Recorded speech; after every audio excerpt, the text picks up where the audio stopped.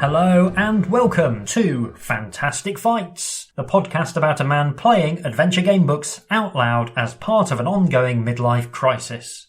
My name is HJ Doom, and this episode we're heading off into space to deal with a pesky intergalactic tyrant in 1985's Space Assassin, part of the insanely lucrative fighting fantasy series. The last jaunt in the cosmos was way back towards the beginning of this podcast with the surprisingly sloppily executed Starship Traveller. Will a second bite of the science fiction cherry prove any more successful? We're going to find out very shortly. Space Assassin was written by Andrew Chapman, one of several game books he authored for fighting fantasy, and illustrated by Geoffrey Senior, with a suitably brooding cover illustration by Christos Achelios. Without any further ado, let's dive straight in.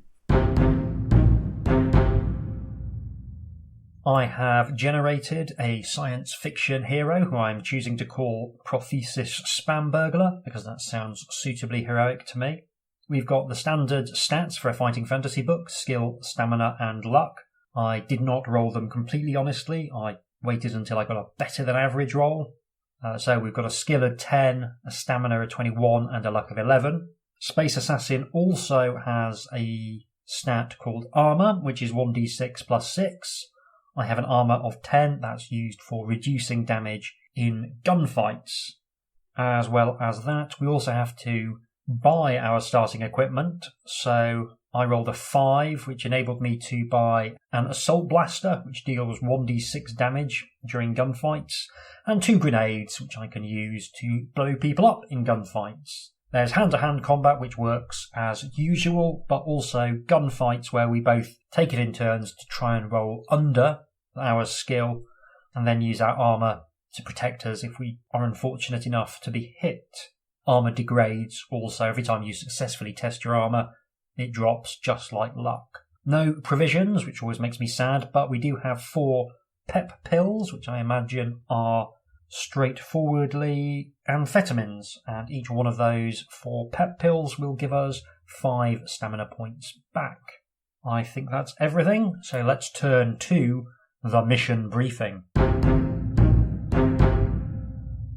For some time, Cyrus, the tyrannical ruling scientist of Odd, your local sector, has been harassing your home planet with his warped minions, destructive robots and evil creatures almost certainly of mutant origin. His most usual crime has been to descend upon your planet and kidnap innocent victims upon whom it is reputed he practices his malign experiments and surgery. In any event, his victims are never seen again. So we're off to a flying start with a writer who appears to be an alien, judging by his use of the English language. Now, however, word has been received that he intends to use your entire world for one gruesome biological experiment, in which he will cover the surface of the planet with radioactive isotopes, while showering deadly viruses upon all living creatures. I'd love to know what kind of evil research he was building on. When he comes to write the paper detailing the effects of radioactive isotopes and deadly viruses together on living creatures, I'd be fascinated to see what papers he cites in the introduction. The time has obviously come to stop Cyrus. To this end, the authorities have appealed to the Planetary Assassins Guild, which has selected you to penetrate into Cyrus's huge starship, the Van der Vecken, capture him and bring him to justice. So we're off to a flying start again because, well, this is brilliant. In a book called Space Assassin, in which we are an assassin, our mission is in fact not to assassinate anybody. I can only assume the Kidnapping Guild were busy. So, armed with the latest and deadliest weapons, trained in 27 different schools of alien and human martial arts, protected by the best in sensomatic armoured pressure suits, you set off, searching for the Van der Vecken throughout the local star systems, and eventually catching up with it in a relatively isolated system some light years from your home world. Long sentence. It seems to be in the process of refuelling and taking on supplies. You decide your best bet is to smuggle yourself on board the ship's supply shuttle and let that take you to the Van der Vecken. Now our adventure proper begins, and it begins with a pretty nice illustration of a broadly octagonal spaceship. It looks quite menacing. There's a nice starfield in the background and some planets. Yeah, it's a nice little bit of art. Judging by that introduction, this may be a book where the art is actually better than the prose. Secreting yourself aboard the Van der Vecken supply shuttle, you travel from the planet's surface to dock with the main ship. As the shuttle approaches the enormous spacecraft, you clamber into an emergency airlock and await the sounds of contact. You check your spacesuit and weapons, then rest your hand upon the door release, its hair trigger mechanism ready to snap down and hurl you into the void. In your headset, you can hear the ship's computer counting off the seconds until contact. When it reaches 0, you pull the door release and fly out low over the Van der Vecken's silver hull, while behind you, the shuttle rests like a tiny dart beside the bloated ovoid of its mothership. I do quite like the phrase bloated ovoid. I'm going to try and work that into everyday conversation. As you skim a few meters over the hull, you notice a small iris airlock, your target, ahead of you, protruding slightly like a black disc. Throwing out a magnetic clamp, you bring yourself to a halt, floating lazily over the airlock. Your shadow casts starkly in front of you. After a few deft movements on the airlock mechanism, the iris dilates. You step inside, seal the entrance and fill the airlock with air. You are aboard the Van der Vecken. Stepping out of the airlock, you find yourself at the end of a short corridor, which is blocked in front by an impassable security door. Each wall has a small maintenance hatch, across which the legend "Caution" is boldly stenciled. On the steel floor by the security door is a small pile of what seems to be organic refuse. If you have a gravity bomb, you could use it to blast your way through the security door. Otherwise, you could examine the left or the right maintenance hatch or take a look through the pile of refuse. So nice that we've got a range of options at the outset. Well, if there's one thing I know is a thrilling part of every good space adventure, it's rummaging through a pile of refuse, so that is what I'm going to do. The pile of refuse, on closer examination, turns out to be the body of a tiny, hunchbacked alien critter. Rags that were once clothes wrap its skin, and its 6 bony limbs lie tangled beneath it. A trail of blood indicates that it must have crawled out of the right-hand maintenance hatch. Rolling the creature over, you notice that it has an electronic device clasped in one hand. Its finger is on the button, and bright wires lead up the arm and disappear into the remnants of a sleeve. Will you remove this device from the body or leave it alone? There is an illustration of the alien creature. It's another really nice little illustration. You can see bits of the wall for scale, and yeah, it seems to have a external exoskeleton and these big classic alien eyes, but it does look in a very sorry condition. That said, I'm still going to nick whatever that device is because, you know, this ain't my first rodeo. It's not even my first space rodeo. And if there's one thing I know about fighting fantasy, it's that once you've started rummaging, you don't stop till you've found something worthwhile. The device is a small black square with a large red button set into it, the wires leading from it attached to a portable power source. Nothing happens when you press the button, and as you can see several other places where some other widget is meant to plug in, you deduce that the device is incomplete. You put it in your pack. Leaving the alien, will you examine the left maintenance hatch or the right maintenance hatch? Well, the dead alien came out of the right maintenance hatch after being shot or stabbed, so I guess we will have a look at the left. After some difficulty, you manage to open the hatch, which, due to an oversight on some technician's part, falls off and drags a large mass of high-voltage wiring with it. Test your luck. 8. I am lucky. You retreat in time to avoid the cables and showers of sparks. Obviously, this hatch does not offer a way through, so you turn your attention to the other maintenance hatch. That's a bit disappointing. I'm going to have to follow where the alien was stabbed after all. This hatch opens easily to reveal a long, dark access tunnel crammed with conduits and aluminium latticework cutting through the ship. You climb into it and work your way slowly forwards, coming, eventually, to another maintenance hatch, through which you can hear a muffled, gurgling voice. The tunnel leads on into the darkness. Will you open the hatch or continue down the tunnel? I'll open the hatch. Of course I'm going to open the hatch. The hatch leads into a small lockup occupied by a faceless humanoid robot armed with an assault blaster and guarding 2 cells. The gurgling voice you heard is emanating from the first of these. This writer does really love a run-on sentence.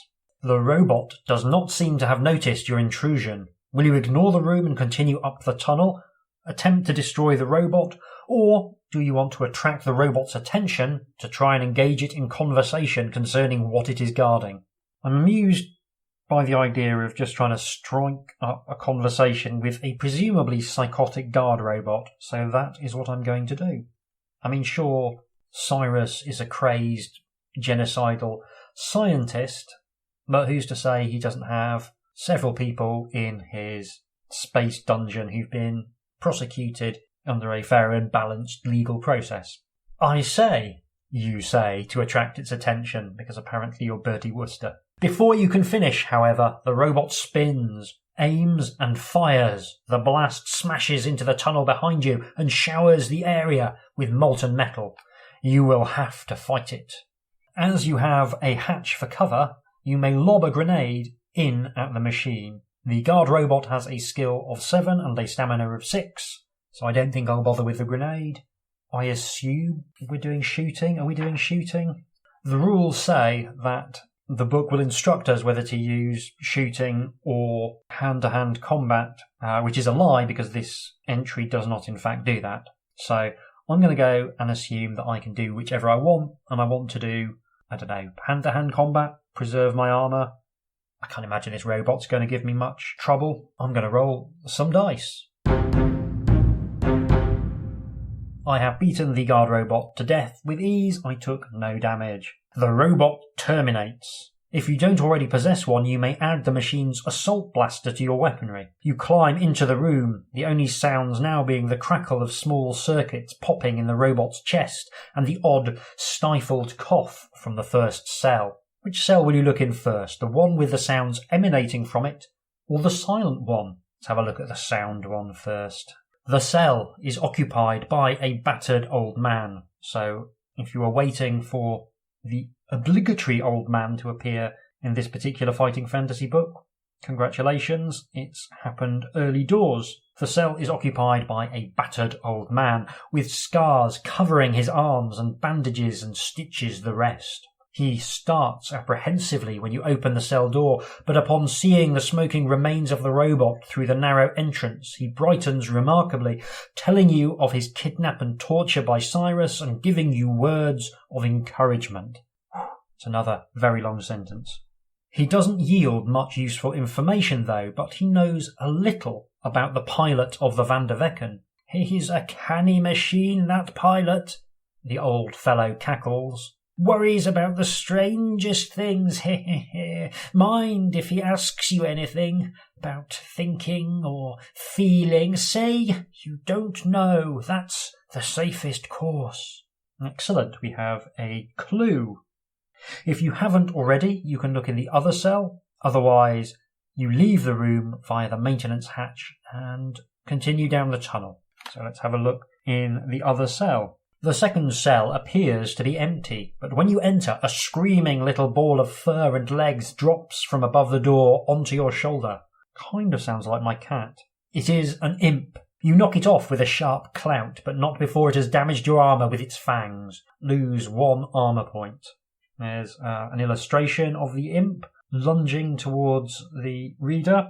It looks ridiculously cute. So my armour now reduced to 9. The imp scuttles back up the wall and glares down at you with red eyes. If you haven't already, you can look in the other cell. Otherwise, you turn to leave the room via the maintenance hatch and tunnel. A few metres down the tunnel, you find another small hatch. Listening, you can hear nothing. The hatch just feels rather warm. You may continue along the access tunnel or open the hatch. We're going to open the hatch. Obviously, we're going to open the hatch. There's a lot of fighting fantasy books where the structure is somewhat like a long tunnel with doors coming off it. This is the first one to be quite so nakedly upfront about it. Through the hatch is a small room with several large steel conduits rising out of the floor and disappearing into the ceiling. It's from one of these conduits that the heat you could feel through the hatch emanates. Crossing the room, you come to a sliding door which you open a fraction and peer through the gap. Before you is a large and, for aliens, fashionably furnished room. Odd couches and chairs, tables at just the wrong heights, and lights set to just this side of 2 blue. So, I think the indication we're supposed to take from this is that we're some kind of alien racist. Angered that a room on an alien vessel hasn't been designed to accommodate our own personal needs. Seated, reading from the electronics resource sheets, are 2 rodent-like Fosnicks. Their white lab coats and tiny pince-nez for their equally tiny eyes betray them as being technical types. We all know you can't trust technical types. Will you enter the room and either threaten these hench beings of Cyrus or leave them alone and return to the access tunnel? I like that the options are either threaten or leave alone, nothing in between. Let's give them a good old-fashioned threaten. You take them completely by surprise. They fall to the floor, raise their paws in supplication and beg for mercy. "We are but humble scientists," they squeak. "Have mercy, don't kill us." You ask them where Cyrus is, but they claim ignorance, saying they just work in a lab down the corridor. Here they indicate a security door behind a decorative screen, and that Cyrus seeks them out when he wants, not they him. You force them to strip and then tie them up, because this hasn't got weird enough. While they are stripping, you notice that each wears a small, narrow cylinder on a long chain around its neck. When you inquire what these devices are, they inform you that they are electronic keys to open the security doors on board the ship. Using these keys, will you proceed through the security door, or will you return to the access tunnel? Let us use these keys, now that we've bafflingly made these Fosnicks naked, and proceed through the security door. Genuinely starting to worry about the psychological well-being of the implied protagonist of this story. The door opens onto a long, well-lit corridor. After proceeding down this for 100 metres or so, you come across a sliding door on the left, while the corridor continues into the distance. Do you want to open the door, or keep following the corridor? I will open the door. Through the door is a small kitchen and dining area. Once again, everything is decorated in an alien style, designed to make human behaviour difficult. It's like they have their own ways. The food that is available on the Meal-O-Matics is, without exception, unpalatable and raw. Worse, they have their own cuisine. You do, however, find a couple of high-energy bars which you may take with you. They count as a single item for pack purposes. When you decide to eat these, 5 points will be restored to your stamina. Leaving the kitchen, you return to the corridor and proceed along it. The corridor ends in a circular room occupied by a squat, armless, tripedal robot. This robot, which has a pair of electric lashes projecting from its chest, squawks as you approach. "Halt! Inspection point!" Will you attempt to bluff your way past the machine, or simply attack it? I think I'm just going to simply attack it. Bluffing robots has not gone so well for me in this adventure. In the fight, the robot will fire twice per combat round, each hit doing 2 points of damage to your stamina. Once again, it's a guard robot with a skill of 7 and a stamina 6, and it doesn't say that it's a gunfight, but I think we have to assume it must be a gunfight because it does talk about firing twice per combat round. So, I'm going to roll some dice. My assault blaster made very short work of the guard robot. I didn't take any damage whatsoever. My armour is unaffected. The robot falls over sideways, thick black smoke pouring from its shell. The room has 2 exits, a security door in front, on the opposite side of the corridor entrance, and another to the side. Will you inspect the remains of the robot? Go through the door in front or the door to the side? I will inspect the remains of the robot, thank you very much. I play a lot of action role-playing games. If there's one thing I know, it's looting the corpse is always good. The robot is a useless hulk. But directly underneath where it was standing, you see a floor safe, its button-covered dial previously hidden by the robot's feet. Looking closer, you see there are 3 different coloured buttons to press to open it. Blue, green and red. Intrigued, you decide to open it. Which colour button will you press first? I'm going to press green because red seems to me to be bad, blue seems to me to be weird, green seems to me to be good. As you depress the button, your world falls apart in a soundless explosion. You never see what the safe had hidden. You have failed. So, non-optional button pressing, one of which definitely kills us. We're going to invoke the sausagey finger bookmark rule, rewind time and see if we can do a little bit better. Let's try the blue. As you depress the button, your world falls apart in a soundless explosion. You never see what the safe has hidden. You have failed. Okay, let's try the red then, I guess. The button depresses, making the safe's dial pulsate with a fluorescent white light. Which button will you press next? Blue or green? I don't know. Green? The second button depresses safely. When you press the third, the dial pops free of the floor, revealing the contents of the safe. Well, not really a safe, but a booby trap, for there, sunk into the floor, is a gravity bomb, which would have been set off had you pressed the wrong sequence of buttons. It is now safe to handle, though, so you may add it to your weapon list. You must remember to go back and find out whether there is, in fact, anyone who's prepared to provide a clue to that little puzzle, because otherwise that is terrible. So, are we going to go to the door in front or the door to the side? Let's go straight on. Why not? The door opens onto a long, light corridor. Following it, you eventually see another security door on your left.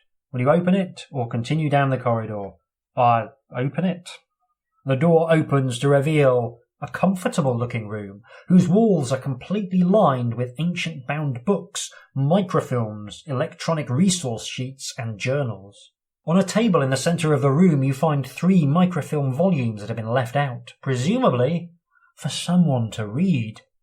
One is on the nervous system of mollusks, the second is about neurotoxins, and the third is an article on robotics. They are all possibly relevant, but you only have time to peruse one of them. Which will it be? Write down on your adventure sheet which volume you choose to read. Having completed this, you return to the corridor and proceed along it. It's a slightly odd way of doing that. Rather than giving us a choice now and telling us what we read, we just assume that we know something about mollusks, neurotoxins, or robotics. Well, on the basis that we've come across a few robots, I'm going to take a punt on reading robotics as being the best option. So I'll read that and we will continue with our adventure. The corridor continues for a very long while and still stretches into the distance when you come across another security door on the side. This one is stenciled Cephalo Squirrels. Handle with care. Will you enter the room or continue down the corridor? I mean, it feels like an obvious trap, but I'm going to go in anyway because I think squirrels are adorable. Opening the door, you step into a room largely taken up by a glass cage of tiny screaming creatures. They all have 6 legs and bulging eyes, and most have thick black fur. The odd ones out having been shaved for no apparent reason.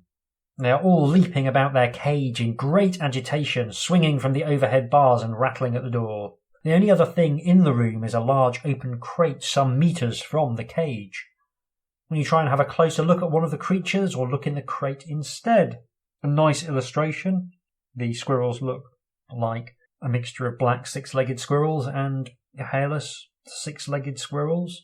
I'm going to say the furry ones are cuter, but I think the hairless squirrels are still cute.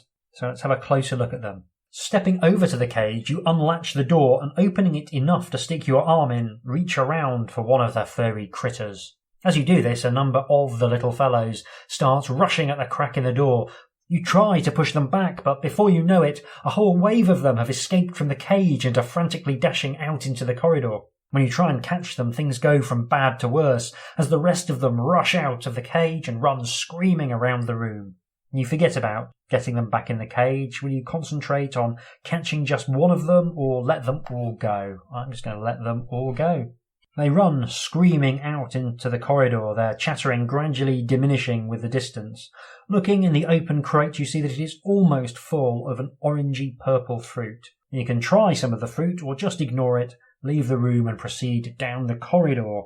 I guess I was supposed to test the fruit on the squirrels. I've done that absolutely backwards. So I guess I'm going to not risk eating the fruit.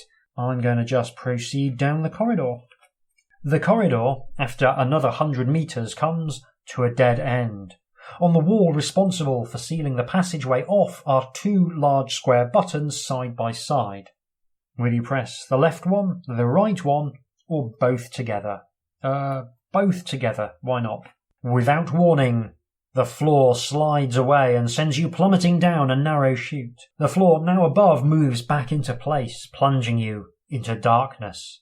The slide continues for a few minutes until the darkness gives way and you find yourself, apparently, ejected over an alien planet.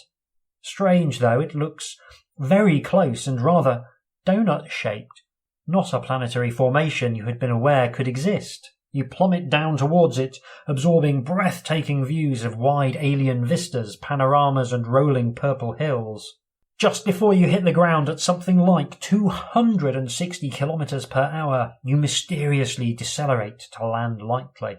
You no longer seem to be in the starship, but on another planet. From now on, compass points will be used for directional reference. I'm going to go out on a limb and say that this makes no sense. This is absolutely baffling. Still, here we are, apparently on a donut-shaped alien planet, different to the one that we previously saw, that also has some kind of artificial gravity to stop you falling to your doom. I guess we just go with it. You are on a grass-covered plain which rolls on into the north. To the west and south you can see a blue-green forest, while to the east some low rocky hills rise up out of the grass. Will you go north, west, east, or south? I guess I'll go east, and maybe I can see something worthwhile from the top of the hills. You are in the midst of low, rocky hills stretching on for kilometres on all sides. Will you have a closer look around the hills' environs, or just try to get out of them by heading north, west, south, or east? Guess I'll have a look around. Now, if you're feeling confused and disoriented, trust me, you're not alone. During your wander around the hills, you come upon the granite entrance of what seems to be a large cave. I don't think that seems to be a large cave. I think that's just a large cave. Huge rocks press over it and a narrow path twists into its darkness. Do you wish to enter the cave or abandon your search and go either north, west, south, or east? I must admit I am enjoying the book's complete refusal to acknowledge the fact that this mission has now, by this point, gone very badly wrong. And there's no sense at all of the narrative trying to engage with suggesting some kind of action plan. Just, which of these entirely random things do you fancy doing now that you've apparently lost track of the alien spaceship your entire mission was predicated on being on board? So, I guess we go into the cave. Why not? Who doesn't love a cave? Inside the cave, you are confronted by a massive, furry, many-legged beast with huge teeth, bulging eyes, and razor talons. It roars and rushes forward when it sees you. It looks so ferocious that you fumble and drop your blaster. Will you fight it, or run away, or use one of your pack items? I've got an incomplete alien doohickey and 2 energy bars. That's going to help, so I guess I'm going to have to fight it. You fight the creature in hand-to-hand combat. Scalopian Fang has a skill of 9 and a stamina of 10. You can run away at any time for an automatic loss of 2 points of stamina, which I guess we might do if things go really badly, but at the moment we've got plenty of stamina, so I'm going to roll some dice and try and deal with the Scalopian Fang. I have defeated the Scalopian Fang. It reduced me to 13 stamina points, so I've scoffed one of my energy bars because, to be honest, I'd rather be taking those than the off-brand pep pills. So that gets me back up to 18 stamina. The beast is vanquished, and you are master of its cave. Looking around, you find very little, only bones, and in one niche, an enormous pair of carnivore jaws, which you may take if you wish. Yes, why not? A souvenir.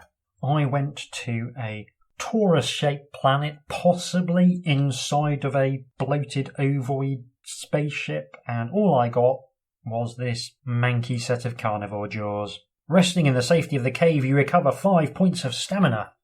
So, that's nice. I'm now back up to full stamina of 21. Eventually, though, you must leave. Which way will you go? North, west, south, or east? I mean, just I'm going to roll a d4. 1, we go north. You are on a grass-covered plain which continues into the east and west. To the north is a forest, and to the south are some low, rocky hills. Will you go north, west, south, or east? I'm just going to keep on going north.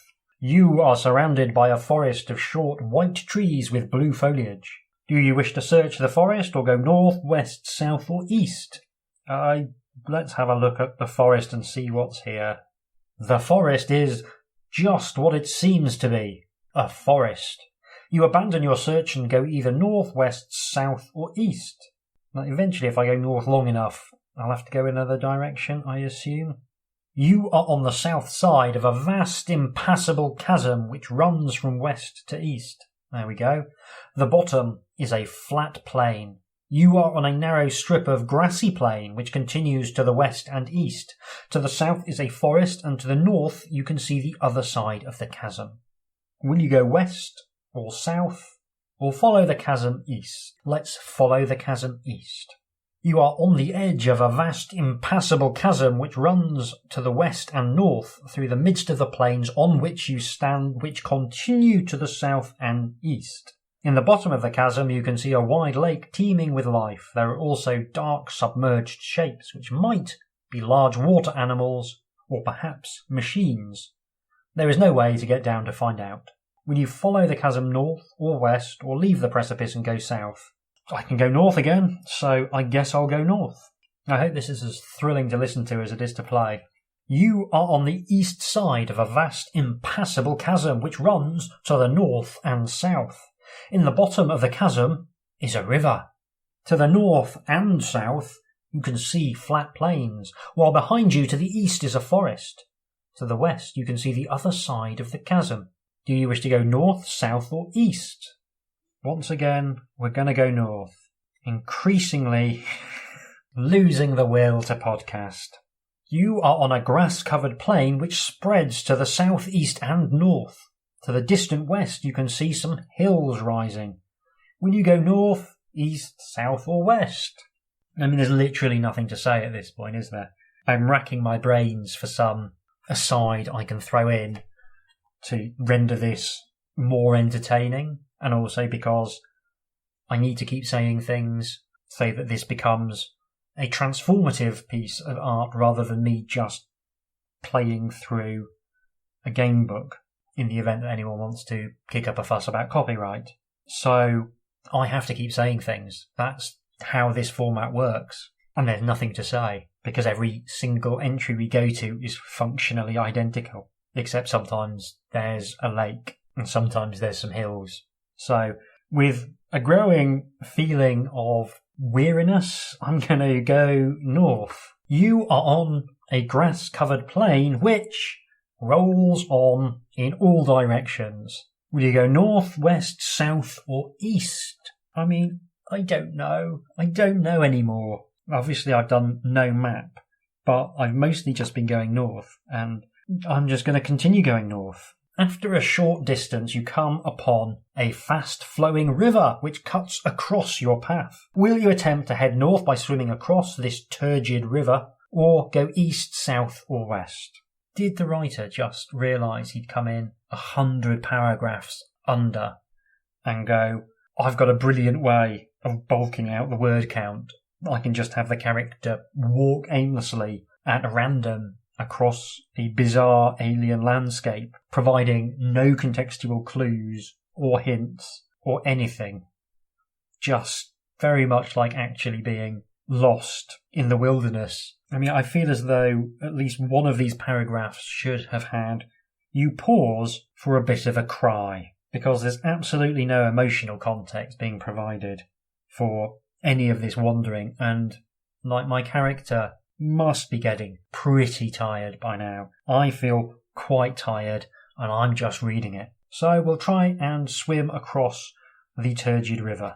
We're going to roll 3 dice and see if the result exceeds our stamina, and with a stamina of 21, 3 dice will always be equal or less than the stamina, so we make it across safely to the other bank.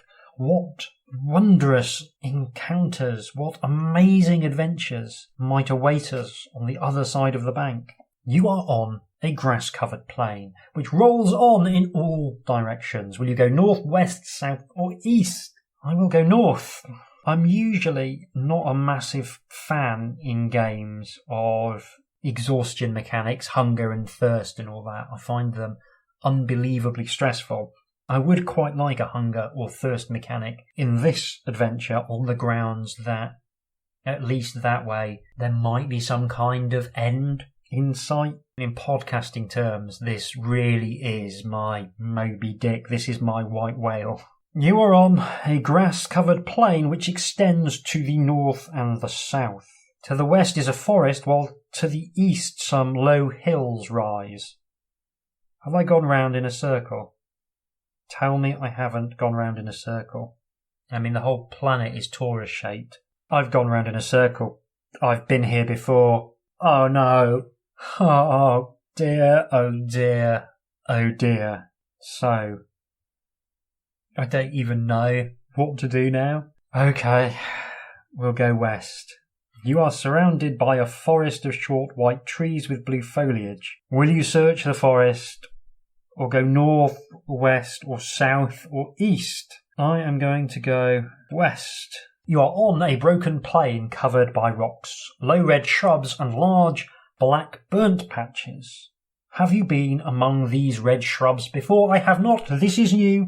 This is novel. Something's going to happen. You accidentally brush against one of the shrubs. It explodes violently, leaving a large burnt patch on the ground and burning your spacesuit. Lose 1 armor point. You avoid the shrubs. To the north, west and south you can see rolling, grass-covered plains.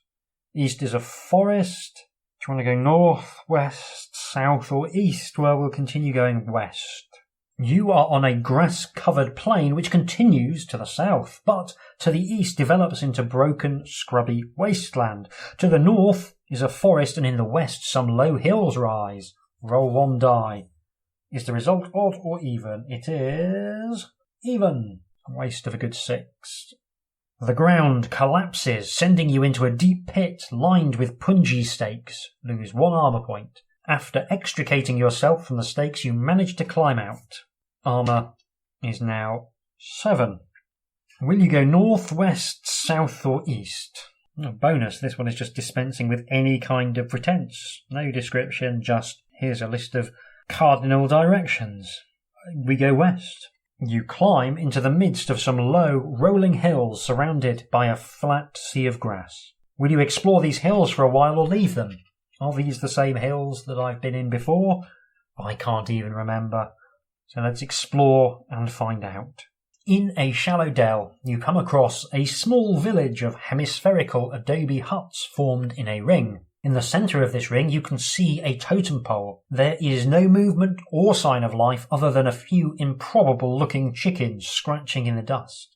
I would love to have some more details on what constitutes an improbable-looking chicken.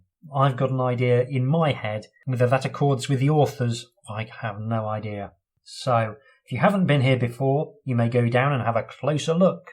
I mean, yes, definitely, because maybe there's someone in this village who can tell me what on earth is going on. When you are within 50 metres of the nearest hut, a loud hubbub starts up, as about 20 aliens, looking like fierce little Easter eggs with bushes of hair, come streaming out of the village towards you. As the aliens near, a higher-pitched chanting and wailing starts up from an unseen source in the village. Will you stand fast open fire or flee. There's a picture of the aliens who look pretty fearsome, I have to say. They've got mad staring eyes and wide mouths with lots of fangs and what look to be furry tongues sticking out. I don't think they look much like Easter eggs. Or if someone presented me with an Easter egg that looked like this, I think I would probably decline to eat it. Perhaps that's a better way of putting it. I am going to stand fast. The aliens halt their rush 2 meters or so from you, form into a wide column, and begin a complicated shuffling dance, while another group of aliens, apparently singing, shuffle slowly out of the village. Once again, I think if it sounds like singing, it's probably singing. After the dance, they lead you into the very centre of the village, where a couple of obviously very important creatures officially welcome you in front of the totem pole. The pole is made from wood, but is topped by something obviously not of their manufacture. A small black square indented with a large red button. Would you like to come into possession of this device? I would. I have the other bit of it, I think. Do you have the matching piece of the device? I do indeed. Opening your pack, you clasp the matching part and raise it above your head, shouting, "See! Its brother returns!" The amazed aliens collapse to the ground and begin wailing. Raising one of their chiefs up, you convince him, via sign language, that he should give you the part on the totem pole. When he understands, he signals to a younger alien who climbs the pole and returns with the part, which the chief then presents to you. I mean, no clue as to what this device is for. No clear reason why the other alien who looked nothing like this group of aliens had half of the piece. Will we find out why these primitive aliens have part of the machine? I mean, I suspect not, but we've got it now, and that's the important thing. The 2 pieces plug together to form a black oblong with 2 red buttons. Once the 2 pieces are together, they begin to hum, and one edge lights up with the legend, "Pan-dimensional homing device. Emergencies only." Counted as 1 item for pack purposes.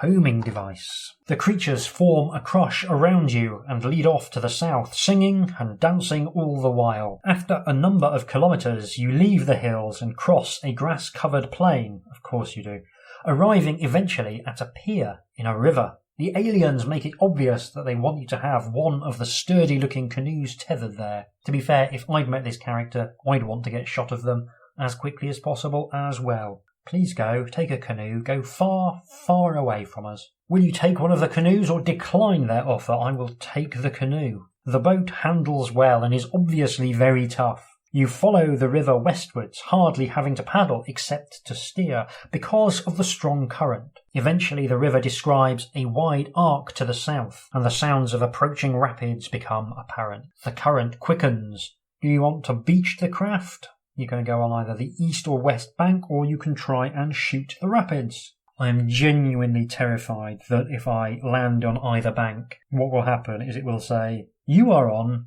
a grassy plain. You can go any way you like." So I'm definitely not going to land on either the west or the east bank. I'm going to shoot those rapids. Rocks appear out of the water and cliffs rise on both sides as you hurtle south. Ahead, the roar of white water increases. The boat is swept down through a series of water slides, small waterfalls and jumbled rocks. Roll 2 dice. If the result exceeds your skill, you have lost control of your boat and fall out of it. Roll 1 die and deduct the total from your stamina as you get dashed against some rocks. Either way, eventually the rapids end and you are carried down the centre of a gigantic chasm. Now that's quite neat. Credit where credit's due. You end up in the same place, but you might get a bit battered and bruised. That's quite a fun, simple piece of design, which also is all done in a single paragraph. So yeah, that's quite nice.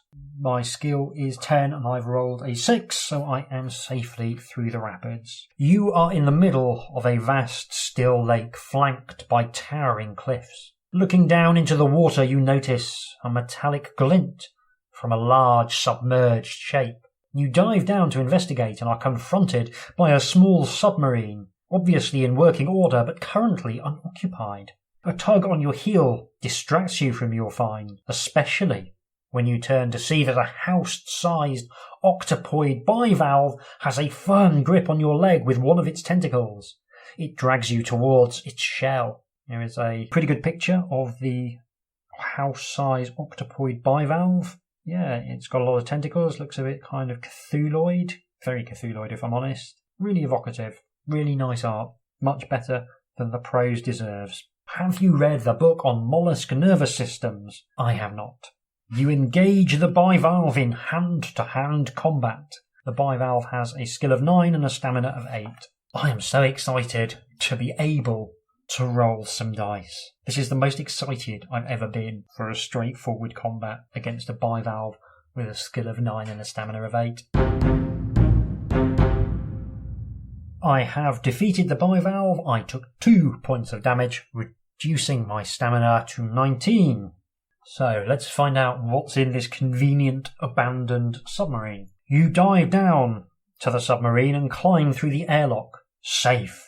There is only one control for the submarine, an on-off switch set into the arm of a chair in the conning tower. You turn this to on. The submarine moves, gliding into a tunnel in the lake bed. The journey takes a while and allows you some much-needed rest. Restore 4 points to your stamina. Eventually, you surface into a large room, half of which is a pool of water for the submarine, while the other half looks, strangely, like the interior of the Van der Vecken. Climbing from the conning tower into the dry half of the room, you see that there is only one exit. You go through it. I will say that all of that wandering about aimlessly has made the prospect of entering what I imagine will be a long, straight corridor strangely attractive. No, actually, it is much weirder. Behind the door is a path floating in midair at a precipitous height over a wide and distant countryside. It must be miles below you, yet it is still within the Van der Vecken. The path, looking tenuous and unreassuring, flies arrow straight into the distance. You head across it, eventually arriving at a T-junction. The path splits and flies off in 2 new directions, neither offering a visible end to the possibility of a fatal drop. Will you follow the path left or right? We'll go right. After a number of kilometres, you see that the path ends in a large aluminium cube, also floating rather paradoxically in thin air. As you get closer, you see there is a door in the side of the house-sized cube.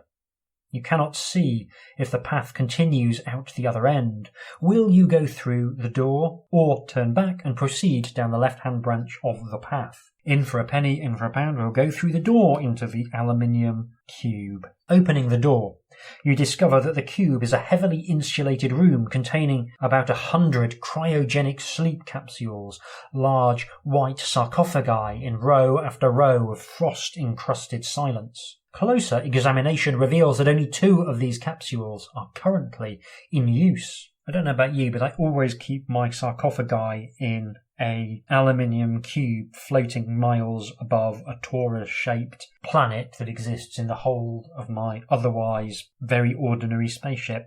Will you revive one of the occupants of these sarcophagi or leave the room alone? I will revive one of the occupants, of course. The capsules are indistinguishable, apart from the life signs monitor, which indicates that the second capsule's occupant has a slightly higher metabolic rate than the first. Will you attempt to revive the first or the second? I'll try and revive the first, because if they're slow, if they turn out to be hostile, then maybe I'll get the drop on them. You start the revive cycle. After a few minutes, some sounds of activity arise from within the capsule, which then swings open, letting out a monstrous spider-like creature, a bit bigger in the head, open brackets, relatively, close brackets, and smaller in the abdomen than most spiders, but nevertheless, a spider.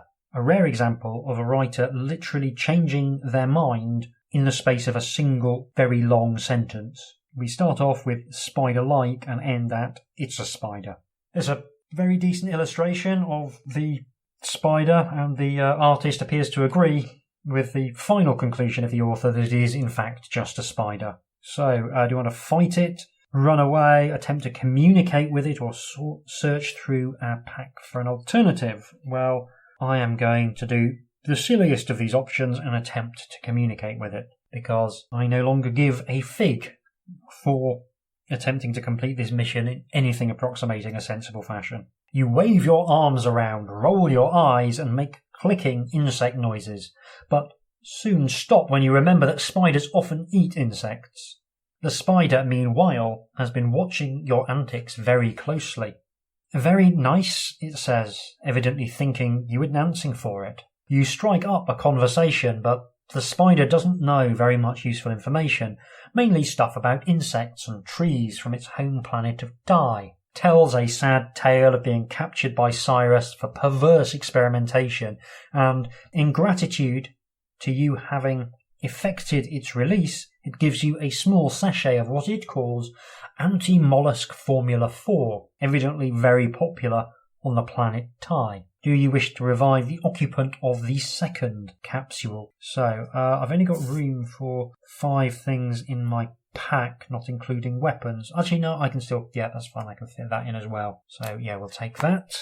Well, I think we're going to quit this room while we're ahead, so let's go onwards. The only exit from the room is through the door you entered by.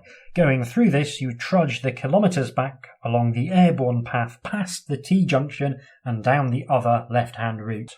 The path flies straight for a long while before ending in another T-junction. Looking down, you can still see the alien countryside, while to the left and right the path hangs in the air, precipitous and unending. Which way will you turn? Let's go right again, because...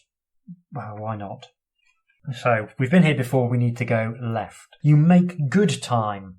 The path curves for a bit, then ends in a massive grey wall, which seems to extend down towards the alien countryside. Going through the door at the end of the path, you find yourself in what is, obviously, a security nexus. 2 dome-headed guards dressed in black with matching leather straps, boots and holsters are seated at a wide console, engrossed in a direct telecast from Epsilon Indy of 0G Fangball, which is showing on all 10 security monitors in the room. The guards leap to their collective feet when they see you, shine the top of their scalps and take up assertive positions. "Who are you?" they ask suspiciously. Will you fight them? Attempt to bluff them into thinking you are part of the ship's crew, or look into your pack for some other means of overcoming this obstacle. Let's see whether I can use anything in my pack. So, the options are aerosol can of nerve gas, deck of cards, container of ball bearings,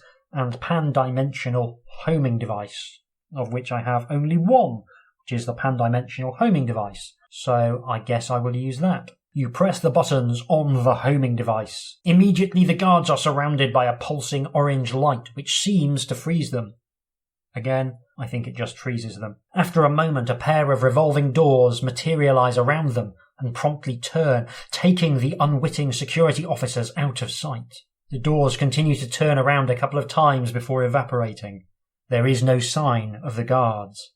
Like, whatever the author was smoking, I quite fancy some of it because it is clearly trippy as all heck. The floor of the room, apart from the few tiles you are standing on, disappears as well to reveal a truly enormous giant standing on a hyperspatial mountain. It speaks. Payment for those 2 will either be 2 weapons, or 4 grenades, or 8 pieces of armor, or any 2 other pieces of technology that you might possess, such as gravity bomb, infrared goggles, nerve gas, etc. Failure to pay will result in your instantaneous transmission from this dimension to another of my choice. Okay, so I'll bribe it with the gravity bomb and the anti-mollusk formula. Actually, no, I'll bribe them with the homing device in the anti-mollusk formula. Doesn't say I can't use the technology itself to bribe the man who has an unhealthy interest in grenades. So, yeah, onwards. The guards are vanquished, but a red light is flashing on the video controls. Perhaps somebody or something has been alerted. You had better hurry. The door has 2 other exits. One is a security door and the other is a simple manual sliding door. If you don't already have one, you may take an assault blaster from one of the guards. So I think we will go through the sliding door. The door leads to a small kitchenette with a delightful aroma. A pot of coffee is sitting begging to be drunk, and on a sideboard are some fresh sandwiches. Will you stay here a while to eat or go back to the security nexus and through the other exit? I don't know if it's a Stockholm syndrome, but I've kind of come back round to enjoying this again. I think I'm just sort of relaxing into how completely ludicrous and divorced from any kind of good sense it is. Am I going to eat the sandwich and the coffee that's apparently been laid on for me? Yeah, why not? You sit back and take it easy for a bit. Regain 5 points of stamina.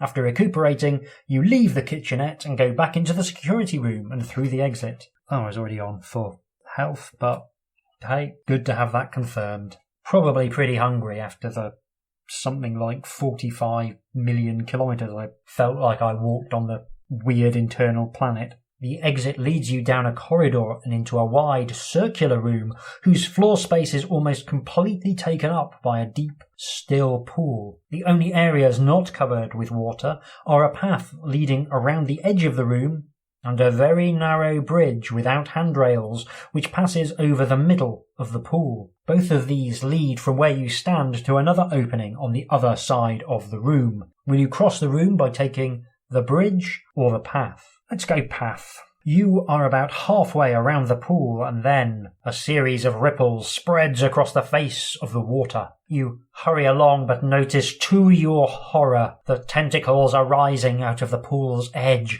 and crawling like slimy green serpents towards you. Before you can run, you are surrounded. Out of the water rise bloated green bodies, ghastly yellow eyes glinting, and hungry beaks clicking. Confronting you are two creatures which resemble both man and octopus. Will you fight them or search through your pack for some other means of defence? I don't think I'm going to have anything that can really help me because I gave the anti-mollusk Formula 4 to the nice giant who got rid of the security guards for me. So I think I will fight them. There is a characteristically evocative and dynamic picture on the facing page of the weird mollusk men. I wonder if I can lob a grenade at them. I haven't really had a chance to use a grenade yet. Oh, if you have a grenade, you may throw one into the pool. Let's do that. Roll one die. Is the result even or odd? It is even. A 4. That's fine. I'm happy to roll a 4. One of the octopus creatures catches the grenade in mid-flight with a couple of its tentacles and holds it aloft. The grenade explodes.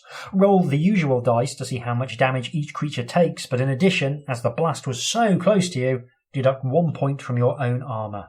Armour now 6. You fight the monsters hand to hand. If you have read the book on mollusk nervous systems, you inflict 1 extra point of damage every time you hit the creatures. I have not. Foolishly, I thought that my mini encounters with robots meant that the robotics would be more use. So there are 2 mutants, skill 8, stamina 8, and skill 8, stamina 6. Let's work out how much damage they've each taken. So the first one has taken 6 points of damage and the second one has taken 4 points of damage. So in fact they're both on 2 stamina. And I'm assuming, because it doesn't say, that I have to fight them at the same time. I'm going to roll some dice. I have defeated the mutants, and they did no damage to me, perhaps unsurprisingly, given that I'd already given them a good taste of my fine grenades. The bodies of the creatures float gently on the surface of the pool. You run to the exit. Through the opening is a chamber occupied by a brutish-looking extraterrestrial draped in large sheets of armour plate and toting a whopping great disintegrator aimed at you. In the wall behind this unfriendly being are 3 large circular doors. "Stop," it says, peering at you with a pair of close-set beady eyes. "To pass, you must answer my question, if you think you are intelligent enough." Will you attempt to answer the creature's as yet unasked question? That's remarkably clunky phrasing. Look into your pack for some other means of passing it by, or forget about the niceties and just blast it. There's a picture of it. It looks kind of like a samurai, but a samurai with a really big gun. I guess I will go for the question. I consider myself to be as clever as the next idiot. So, let's see. "What's the question?" you ask. "Yes, answers the alien. What is the next letter in the following sequence? O, T, T, F, F, S, S, E. When you have decided what the next letter in the sequence should be, determine the number of that letter using the classic A equals 1, B equals 2, etc.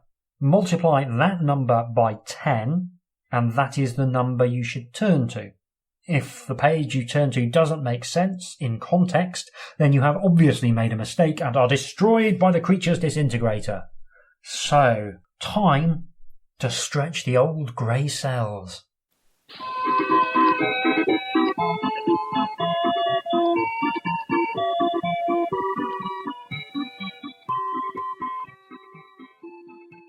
After spending a frankly embarrassing amount of time staring at that puzzle, I thought I'd come up with the solution, went and checked the relevant paragraph, and it wasn't the right one at all. So I have been murdered by this riddling alien. Ooh, those alien samurai with their infernal riddles.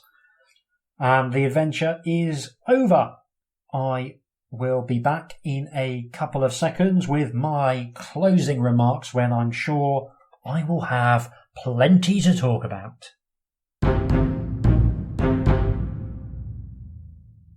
So, well, it's hard to know exactly what to say after an experience like that. I think it's fair to say that Space Assassin isn't one of the best fighting fantasy game books and seems to raise more questions than answers. Questions like, why is it called Space Assassin when you aren't trying to assassinate anyone? Why is one of the key security features of this futuristic spaceship a samurai with a riddle? Why does the dimensional portal manifest as a revolving door? What does a pan-dimensional entity need so many grenades for?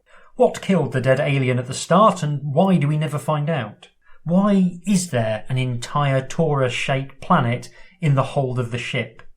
Why is there an unmanned submarine in the lake? Who thought that an aluminium cube on a dangerously narrow walkway miles above a torus-shaped planet was a sensible place to put the cryogenic stores? Who thought a walking tour of a torus-shaped planet with hardly any actual encounters would be a fun way to spend time? Some, but not all, of these questions have answers. I did a little digging and I discovered that Space Assassin was the first attempt at a game book that Andrew Chapman had written, and that he essentially wrote it immediately after playing Book 1, Warlock of Firetop Mountain. He then sent off the manuscript to Puffin on the off chance they would be interested, and indeed they were. It was, by his own admission, written in an ad hoc manner, and it wasn't originally written using the fighting fantasy system at all. It therefore needed to be retooled to fit in with the house style, which was quite the challenge, and then additional material was required to bring it up to 400 paragraphs. It was also allegedly somewhat further messed with in the editing process, with several puzzles being changed for no clear reason that the author could understand. So when you grasp the somewhat convoluted gestation period for Space Assassin, along with that constant writer's bugbear of editorial interference, everything begins to make a little bit more sense. And I do mean a little bit more sense. But if I'm prepared to let Chapman off the hook to a certain extent, there's also some deep issues with the book that I do think need to be laid at his door. Structurally, it manages to be both aggravatingly linear and incomprehensibly laid out at the same time, which is quite the feat. We've seen in previous fighting fantasy books that a linear structure isn't necessarily a bad thing. You can use it to take the reader on a tour of set pieces, like in Island of the Lizard King, or use it to showcase a lengthy journey through different environments, like in Caverns of the Snow Witch. It's possible to write in such a way so as to hide the fact that the structure is essentially one long corridor. One thing that doesn't hide the structure being a long corridor is a literal long corridor, and that's more or less exactly what you get in Space Assassin's early sections. The whole environment feels very bland and samey, right up to the point that the hallucinogens kick in, and then you find yourself in a wilderness safari that makes absolutely no sense, and which is laid out so as to facilitate walking round in circles. It's a genuinely baffling decision, and as far as I can tell, it adds nothing to the book apart from some additional time. You do get the other half of a pan-dimensional door device, but I don't think that's actually required to beat the game. Also, how did the little egg aliens end up with the second half of the device? There's always more questions with Space Assassin. Always more questions. To make matters worse, the whole section, the whole benighted meandering section, can be avoided entirely if you take the right route through the ship, and that doesn't help the feeling that this rather ugly sidetrack is entirely pointless. The various puzzles that there are sit rather strangely in the narrative. Now, evil wizards coming up with unnecessarily elaborate magical puzzles to keep intruders out of their lair, that is a staple of fantasy gaming. They don't really make any sense, and that's famously lampshaded in Death Trap Dungeon, which revels in not making any sense. But they are an accepted part of the genre. Now, while I accept theoretically that there's no reason why an insane galactic despot wouldn't just do the same, it just doesn't emotively gel anything like as well. Answering a gargoyle's riddle just feels more natural than being set a word puzzle on a spaceship to get through a door. Oedipus may have had to answer the riddle of the Sphinx, but Luke Skywalker didn't have to solve an anagram to rescue Leia from the Death Star prison. There's also the puzzle, and I use the term loosely, with the floor safe, which will kill you if you make any mistakes, and where the solution is, as far as I can tell, completely arbitrary. That makes no sense and provides a real feel-bad moment because there is no option to ignore the safe once you've found it. However, it's not all bad. There are some neat ideas that I do want to call out. The shooting rules and armour are quite fun. I don't think there should have been any hand-to-hand combat at all, but that's by the by. I suspect that may have been an editorial decision. There's also some neatly designed fights, showing yet more potential wrinkles that you can throw into the combat system. There's an alien god who fights with a whole bunch of different weapons, which means you randomise skill and damage each turn. If you don't want to deal with the samurai's riddle, you can fight it. It's only got a skill of 5, but its disintegrator is so powerful that a single hit will instantly disintegrate you. I really like that. That's a neat trick. Perhaps the most amazing bit of design is the simulated tank battle that occurs in a later part of the book. With only a simple grid and an escalating status number, Chapman has managed to design an entire cat and mouse game running off a remarkably small number of paragraphs, in which you try and destroy an enemy tank which is stalking you through an arena laid out like a city block. Why this happens in the middle of a spaceship is anyone's guess, but it's an incredibly advanced piece of design which showcases once again that you can do a surprising amount with a few paragraphs and some clever logic. It's not actually all that much fun to play, sadly. It feels more like a proof of concept than anything else. It takes absolutely forever, and it's very dryly written, necessarily. But I think there is the bones there of a really memorable finale. I think with a bit of iteration, you could come up with something that would feel like a very special climax to an adventure game book, particularly if you've built it up narratively through the preceding sections. I mean, here it's just thrown in more or less at random, and that is pretty much the motto of Space Assassin, more or less at random.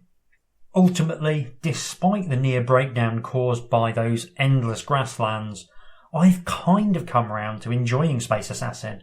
I don't think it's good by any sane metric, but there is something genuinely fascinating about reading something that is clearly someone working out how to design from first principles.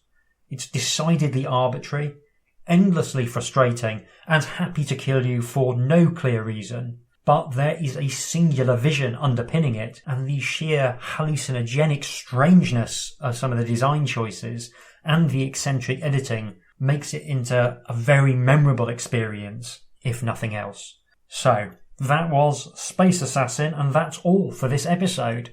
If you've enjoyed it and want to support the hard work that goes into every episode of Fantastic Fights, and also obligate me to make regular bonus content, then you can do so by going to patreon.com/hjdoom and pledging as little as £1 English to support my nonsense. If you're not able to support me financially or don't want to, then why not leave a little review on the podcast provider to help someone else discover my work? If you want to get in touch with me, you can email me at hjdoomretrofun, all one word, at gmail.com. I do love receiving emails. Thank you very much for listening. I hope you've enjoyed it, and I'll see you soon.